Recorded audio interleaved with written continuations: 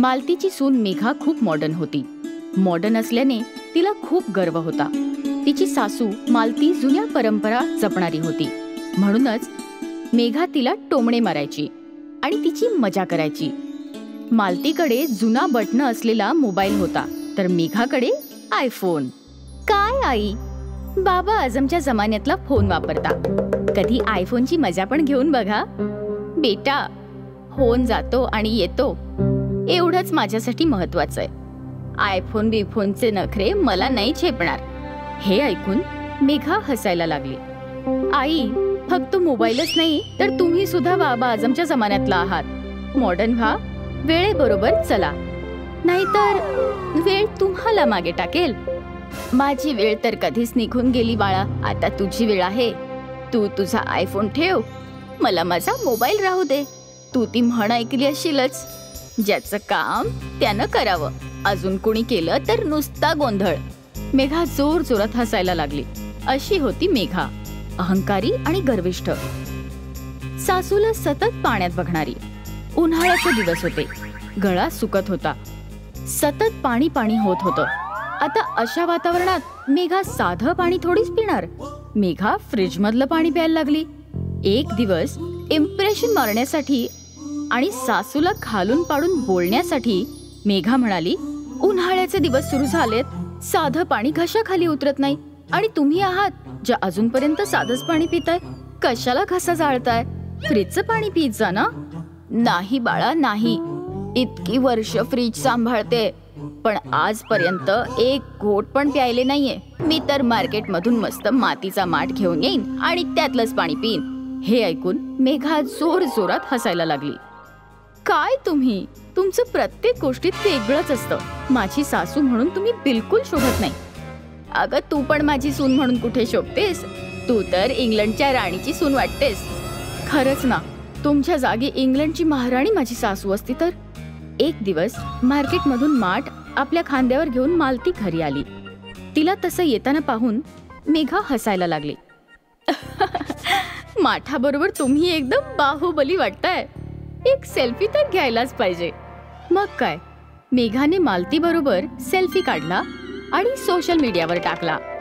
Caption मध्ये selfie with माय बाहुबली सासू असं लिहिलं. लोकांच्या मजेशीर कमेंट्स यायला सुरुवात झाली आणि मेघाचा दिवस मजेत गेला. मालतीने माठात पाणी घालून पाणी पिण्यास सुरुवात केली. माठातल्या पाण्याची वेगळीच चव असते. घरातले बाकीचे सगळे माठातलं पाणी प्यायचे, फक्त मेघाच फ्रीज मधलं पाणी प्यायची. जसजसा उन्हाळा वाढला तसा मेघाचा वेडेपणा पण वाढला. आता ती फ्रीजच्या गार पाण्यात बर्फ टाकून प्यायला लागली. काही दिवस असं केल्यावर जे व्हायचं तेच झालं. मेघा खूप आजारी पडली. सर्दी, ताप, खोकला, शिंका, डोकेदुखी सगळं एकत्र सुरू झालं आणि गळा खराब झाल्याने मेघाची बडबड बंद झाली. डॉक्टरला बोलवण्यात आलं. डॉक्टरांनी चेक करून विचारलं, तुम्ही जास्त थंड काही प्यायलं होतं का? पण घसा खराब असल्याने मेघा काही बोलू शकली नाही. तेव्हा मालती म्हणाली, डॉक्टर साहेब, दिवस रात्र फक्त बर्फाचं पाणी पित होती. त्याचाच हा सगळा परिणाम आहे. मी औषधं लिहून देतो. सर्दी, खोकला, ताप, डोकेदुखी सगळं निघून जाईल. फक्त घशाचा प्रॉब्लेम आहे. बर्फामुळे वोकल कॉर्ड्स खराब झाले आहेत. जर तुम्हाला आवाज परत हवा असेल तर फक्त हळद, मीठ टाकून गरम पाणी पियायचं. ओके? मालती डॉक्टरसाठी पाणी घेऊन आली. पाणी पिताच डॉक्टर म्हणाले, माठातलं पाणी आहे ना हे, त्यातला थंडावा नैसर्गिक असतो. फ्रीज मधला थंडावा कृत्रिम, अनैसर्गिक आणि हानिकारक असतो. त्यामुळे मी आणि माझ्या घरातलंही माठातलं गार पाणी पितो. हे ऐकून मेघाला लाज वाटली. मग काय, महिनाभर मालतीने मेघाला हळद मीठ घालून गरम पाणी दिलं. ते पाणी तिच्या घशाखाली उतरत नव्हतं. पण बिचारी काय करणार, बोलू पण शकत नव्हती. एका महिन्यात मेघाचा गळा व्यवस्थित झाला, पण तरी ती गरम पाणीच पित होती. एके रात्री मालती स्वयंपाकघरात आली तेव्हा तिने पाहिलं की मेघा माठातलं पाणी पिते. हे बघून मालतीला खूप आनंद झाला, पण मालतीला बघून मेघाला लाज वाटली. गरम पाणी पिऊन कंटाळा आला होता म्हणून हे पाणी पिऊन बघितलं.